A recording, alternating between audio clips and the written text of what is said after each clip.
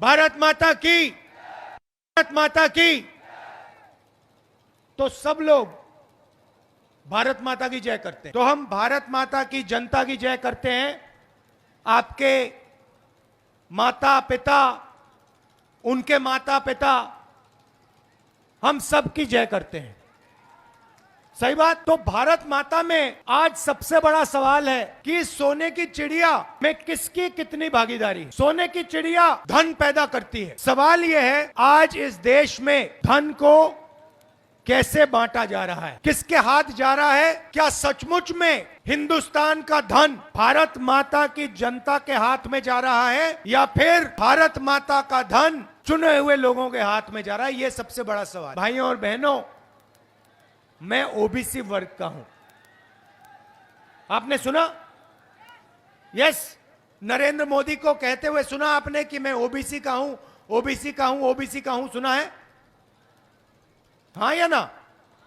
सुना है। ओबीसी की हिंदुस्तान में क्या आबादी है? कोई बता सकता है कितने हैं हिंदुस्तान में ओबीसी? देखिए, कोई बता नहीं सकता, किसी को नहीं मालूम कि पिछड़ों की आज हिंदुस्तान में क्या आबादी, किसी को नहीं मालूम। तो मैंने पार्लियामेंट में कहा कि हम भारत माता की जय करते हैं, मगर भारत माता में किसकी कितनी आबादी है यह किसी को नहीं मालूम। तो मैंने पार्लियामेंट हाउस में जाति जनगणना की मांग की। मैंने कहा कि अगर हमें सचमुच में को भागीदारी देनी है, दलितों को, आदिवासियों को, गरीब जनरल कास्ट के लोगों को भागीदारी देनी है, तो सबसे पहला कदम जाति जनगणना का है। अगर आप सोचते हो कि हिंदुस्तान को एमपी और एमएलए चलाते हैं, गलतफहमी में हो।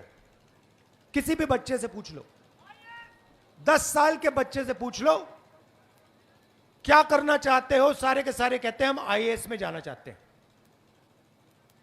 फिर उससे पूछो क्यों जाना चाहते हो, कहते हैं आईएएस के अफसर देश को चलाते हैं। 90 अफसर हिंदुस्तान की सरकार को चलाते हैं। Secretary to government of India, cabinet secretary, ये 90 लोग नरेंद्र मोदी के साथ मिलकर देश को चलाते हैं। बजट का पैसा कहां जाएगा? स्वास्थ्य में जाएगा, शिक्षा में जाएगा, देश की रक्षा में जाएगा। सारे के सारे निर्णय ये 90 लोग लेते हैं। कि अगर आप कहते हो कि पिछड़ों की भागीदारी है, तो मुझे यह बता दो कि 90 में से पिछड़े वर्ग के कितने आईएएस अफसर हैं? बीजेपी ने जवाब नहीं दिया, नरेंद्र मोदी ने जवाब नहीं दिया। मैं आपको बताता हूं, पिछड़ों की आबादी 50% और 90 में से 3 अफसर पिछड़े वर्ग के, 1 अफसर आदिवासी, 3 अफसर दलित। और अगर हिंदुस्तान की सरकार 100 रुपए खर्च करती है, तो पिछड़े वर्ग के अफसर 5 रुपया का निर्णय लेते हैं। मतलब आज पिछड़ों की आबादी तकरीबन 50% और पिछड़ों की हिस्सेदारी 5% से कम। और फिर नरेंद्र मोदी आपसे कहते हैं कि भैया पिछड़ों की सरकार चल रही है। कौन सी पिछड़ों की सरकार? अगर पिछड़ों की सरकार होती तो कम से कम 45 अफसर, 90 में से 45 मतलब 50% ओबीसी वर्ग के होते। यह हिंदुस्तान के सामने सबसे बड़ा सवाल है। थोड़ी सी मैं इनकी योजनाओं के बारे में कह देता हूं। फसल बीमा योजना देखिए, 35,000 करोड़ रुपया फसल बीमा योजना में जाता है। कहां से आता है? जीएसटी से आता है। आपने ये गुलाबी शर्ट पहनी हुई है, जितनी जीएसटी आपने इस शर्ट के लिए दी, उतनी ही जीएसटी अदानी इस शर्ट के लिए देगा। तो आपके जेब में से पैसा निकाला 35,000 करोड़ रुपया, 20,000 करोड़ रुपया दिल्ली की सरकार ने रखा, 10,000 करोड़ रुपया स्टेट की सरकार डालती है और 5,000 करोड़ रुपया हमारा किसान डालता है, हो गए 35,000 रुपए। नरेंद्र मोदी ने 35,000 करोड़ रुपया जीएसटी का पैसा, आपका पैसा, आपकी जेब का पैसा 16 कंपनियों को पकड़ा दिया। हर वर्ग के युवा उठते थे, दलित, आदिवासी, ओबीसी, पिछड़े लोग, गरीब, जनरल कास्ट के लोग सुबह दौड़ते थे, वर्जिश करते थे, सेना में भर्ती होते थे।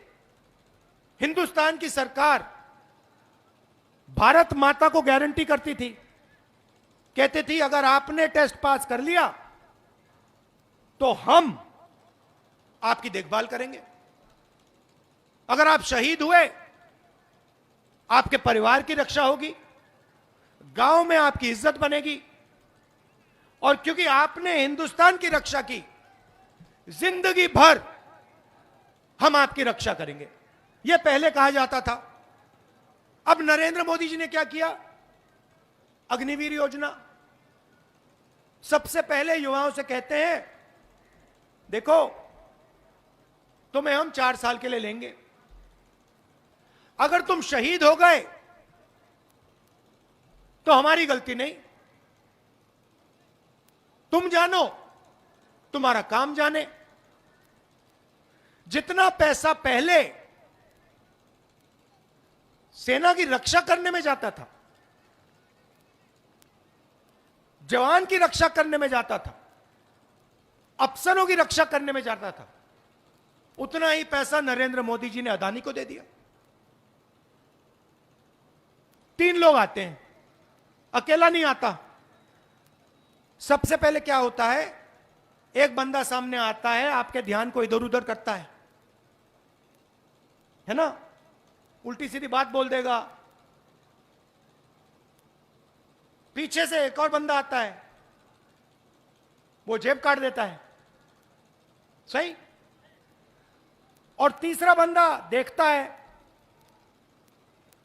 कि अगर जिसका जेब कटा, अगर इसने कोई आवाज की तो उस पर आक्रमण कर दें, उसको डरा दें, ऐसे जेब काटी जाती है। ध्यान इधर उधर करने वाला नरेंद्र मोदी, जेब काटने वाला अदानी, और बाद में लाठी मारने वाला अमित शाह। गारंटी है, आप मुझे बता दो इनमें से अदानी की जेब में कितना पैसा जा रहा है, कहां जा रहा है? सबसे पहले इस भीड़ में जो भी बीमार होता है, चाहे कैंसर हो जाए, दिल का दौरा पड़ जाए, हड्डी टूट जाए, नरेंद्र मोदी जी कहते थे, यूपीए के समय कहते थे, भाई और बहनों 400 रुपए का सिलेंडर हो गया, 1200 रुपए का सिलेंडर हो गया। नरेंद्र मोदी कांग्रेस पार्टी सबके सिलेंडर 500 रुपए का कर देगी। आपको निर्णय लेना है, आप अदानी की सरकार चाहते हो, बीजेपी की सरकार चाहते हो, या आम जनता की, किसानों की, मजदूरों की, छोटे दुकानदारों की, राजस्थान के युवाओं की सरकार चाहते हो? अगर आपने बीजेपी चुनी तो मैं आपको एक बात बता देता हूं, ना आपकी कनाल बनेगी, ना आपको स्वास्थ्य का पैसा मिलेगा, ना 500 रुपए का सिलेंडर मिलेगा, ना महिलाओं के बैंक अकाउंट में 10,000 रुपए जाएगा। अंग्रेजी स्कूल जो हमने खोले हैं सारे के सारे बंद हो जाएंगे। बीजेपी के नेता हर भाषण में कहते हैं हिंदी सीखो, अंग्रेजी मत सीखो।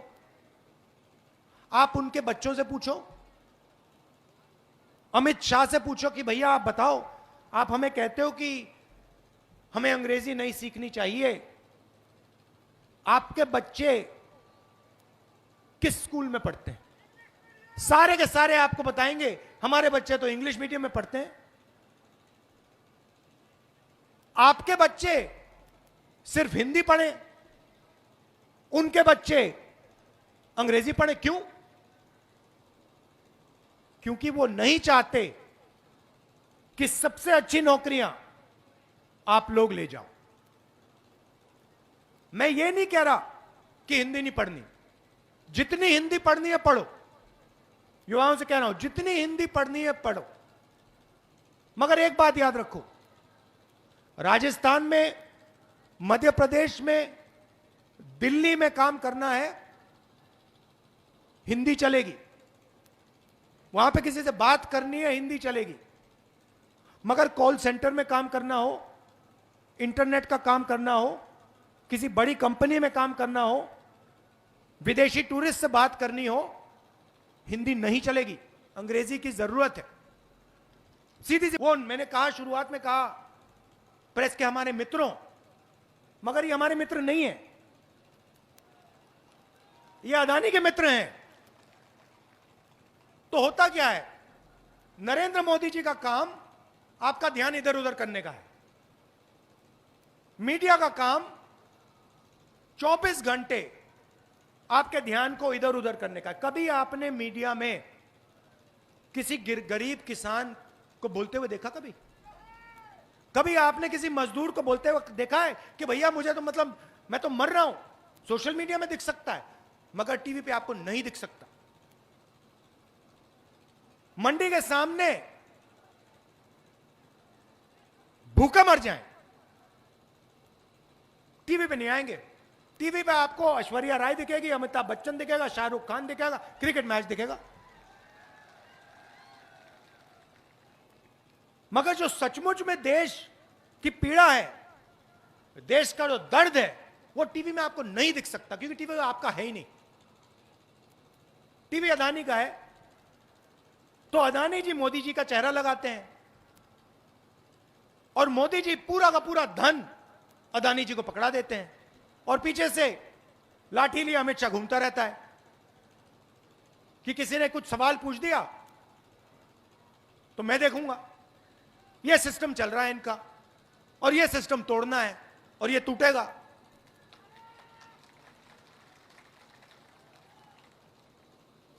तो यह मैं आपसे कहना चाहता था, राजस्थान में हमारी सरकार ने बहुत बड़ा काम किया है, गरीबों के लिए काम किया है, किसानों के लिए काम किया है। हमारे कैंडिडेट्स यहां हैं, इनका आप पूरा समर्थन कीजिए, भारी बहुमत से इन सब को आप यहां जिताइए। इतने प्यार से मेरी बात सुनी, नफरत के बाजार में मोहब्बत की दुकान आप लोग खोलते हैं, इसके लिए बहुत बहुत धन्यवाद। जय हिंद।